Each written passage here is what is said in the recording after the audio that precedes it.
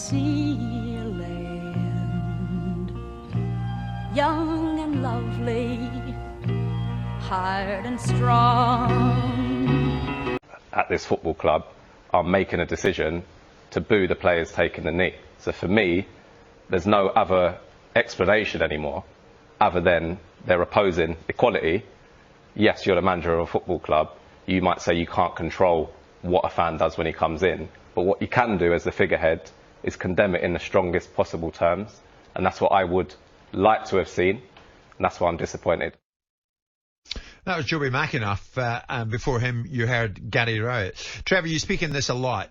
This is the latest instance where there's a bit of division. Yeah. Not least amongst the home support at Millwall, but by two pretty high-profile individuals in the game, Gary Rowett and Joby McAnuff. Yeah. Who's right? Well, I think Joby's right in this respect where the players, the governing bodies, the leagues, everybody has repeated the message. It's an anti-discrimination and pro-equality gesture. So I understand why Joby's disappointed with Gary Rowett, and I think Gary Rowett's got a responsibility with being the manager of Millwall Football Club, probably to be careful what he says there, saying that we should change the gesture. The gesture is what it is. Taking the knee is a peaceful gesture to say we're against racism. It's a peaceful gesture to say we're for equality. So why are some fans booing it? Because maybe that makes them uncomfortable. Maybe they don't agree with that. So if that's what their stance is, either step in line or step away from the sport, because our sport doesn't want people who are against them morals. Are you surprised, Trevor, we're still getting instances of booing when they see the taking of the knee? No, because I agree with Simon. You're never going to have a completely 100% anti-racist society. But what we want within our sport, and that's what we're controlling. Society, we can't control it. That's down to the government. So, Simon, is it as simple as that? The ones booing last night are anti-equality. Well, that's a very binary observation. That's like suggesting that we accept that the players are kneeling for... Why wouldn't you accept that? Well, let me finish the point before you tell me what point I'm about to make. We accept the players' point of view that they're kneeling for lack of inclusion, diversity and anti-discrimination. Yeah. And the fans turn around and say, we're booing because we don't like the gesture and we associate it with something that's been forced down our throats by you players walking on a pitch a year ago with Black Lives Matter on the back of your shirt.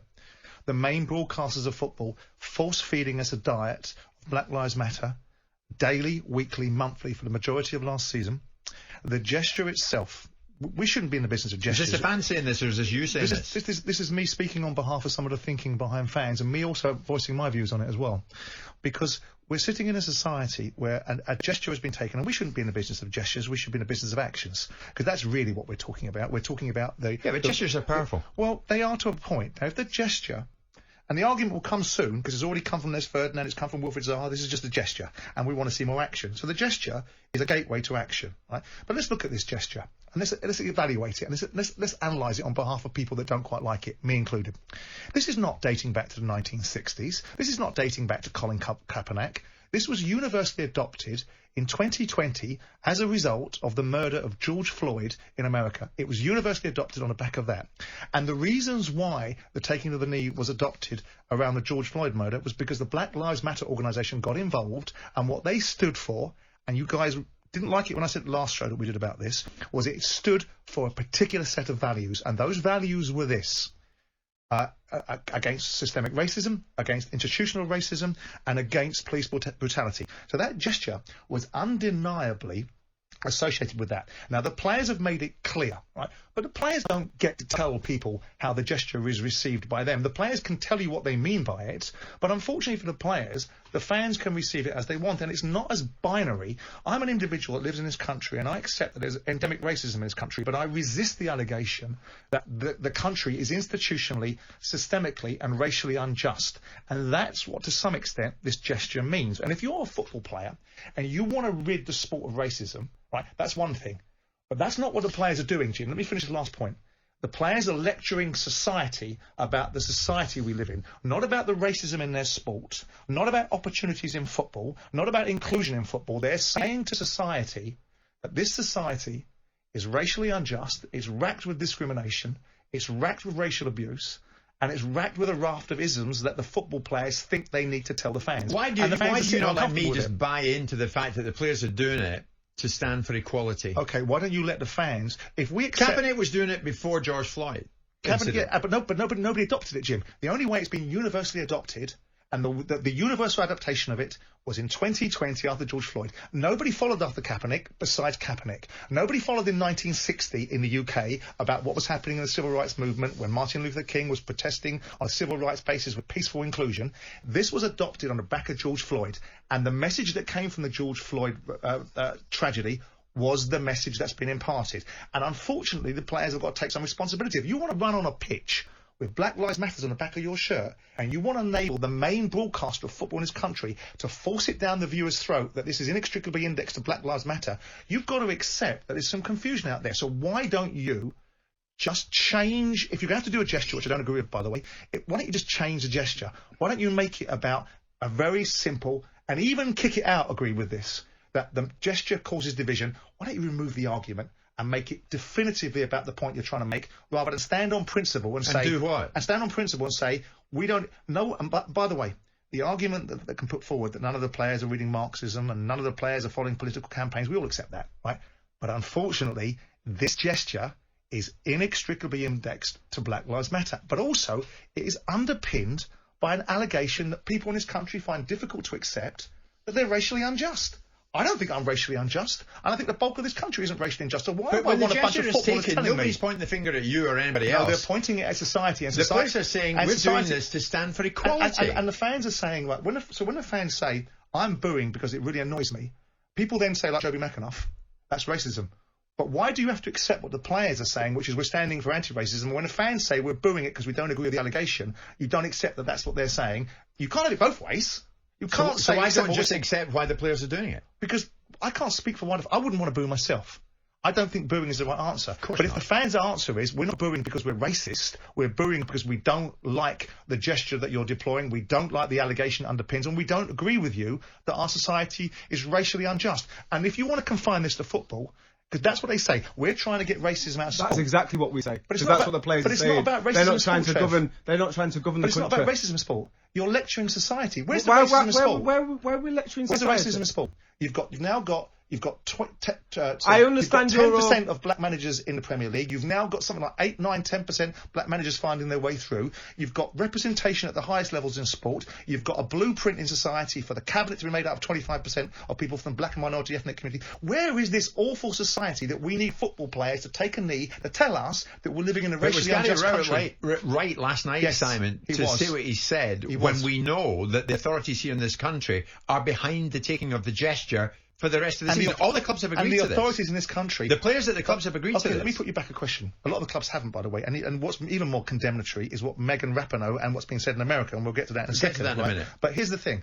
Do you think it was wise for the players to run on the pitch with Black Lives Matter on the back of their shirts? Let me finish the question to Jim, because he doesn't often get to answer a question. Do you think it was wise for the broadcasters to emblazon it across the screen endlessly so that people find it difficult to separate? Do you think that was wise? At that particular time, it was the right thing to do. So you think indexing the ideals behind a political party and the taking of a gesture were wise things to do? Yes, because I think most people take the message for what it is and they understand But they what don't, it stands Jim. for. It was hijacked by the political movement. So after No, it was hijacked by George Floyd and then adopted by everyone else. It wasn't George hijacked. Floyd. George Floyd was shockingly murdered. They used this as a gesture to say... Trevor, nobody took the knee with Colin Kaepernick. Why are you going from... Wait, Of course, we're talking about Black Lives Matter. colleagues took We're the talking knee. about Black Lives Not Matter, UK. Simon, and Not you just UK. shifted it now to taking the knee. Let's talk about what we initially started talking about. So Black Lives Matter was a reaction to a shocking murder that a lot of people witnessed. Not relation to this country. But not a political movement. Now, when we realised that it was politically... But it is. No, it wasn't. And then when we realised... It's in America. It's in undeniably. America, but when we realised that Black Lives Matter as a political movement was connected to that, we dropped it. So, but at the time, it was the reaction to the shocking murder, and we wanted to stand together. The underpinning aspect, okay, let's just say I accept that point, which I don't, right? But let's just say I accept that point and say, why did we suddenly adopt the knee? We didn't adopt it because Colin Kaepernick did it. We didn't adopt it because Martin Luther King did it. It was a universal adaptation post George Floyd. Because we were all shocked by that. And what that stood for, and the reasons why that taking of a knee was adopted for George Floyd, because it stood against... No, the reason, the players have told you the reason. No, Trevor, the players have told you what their version of it is. You can't suggest... So why would you think it's any other reason why they're taking the knee? Because they keep on telling you the same thing. Because it symbolises something that most people understand. What is it an aggressive? Is it an aggressive thing to do? The allegation taking the knee. Trevor, the allegation is submissive. You guys ridiculed the point that I made last time, which is that the allegation is the knee underpins an allegation that the society that you live in is racially unjust, systemically racist, and institutionally racist, and that's what it's. That's your interpretation, Simon. No, that's undeniable. You're not listening to what the players are saying. They're taking the knee for. That is an interpretation, Simon. If you listen to what the players, if you listen to what the Premier League, if you listen to what everyone who's taking part in these, and that's right. Part of that is it. But it doesn't stand for an isolation. Now, if the players want to say to you what you should react to, you've seen what taking the knee represents, and you hear what the players say. The fans then say, I'm not booing this because I'm racist, I'm booing it because I object to it. Why is the fans' point of view not to be taken at face value? If you boo, you're a racist.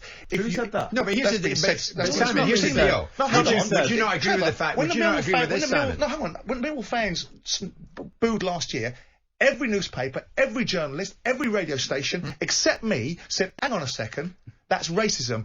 And the fans said, no, it's not. We don't like the underpinning observations of this gesture. They don't like the fans have been accepting it, Simon. That's one of the factors. We haven't heard anti-discrimination. Simon, we haven't heard booing. We haven't heard booing for a while. But you're lecturing a society. If you no one's lecturing anyone. Trevor, if you believe, which you do, and I don't, that this society is racially unjust, then you don't have a problem with it. I object to the allegation, and I certainly object to a bunch of privileged footballers. Why are you talking about society? We're talking about our because it's not about the game. Take a breath, guys. Take a breath. Time out. We'll be back in a second. White and Jordan on Talksport with Selco Builders Warehouse. Check stock at your local branch. We've got it at selcobw.com. I look out and I see a land, young and lovely, hard and strong.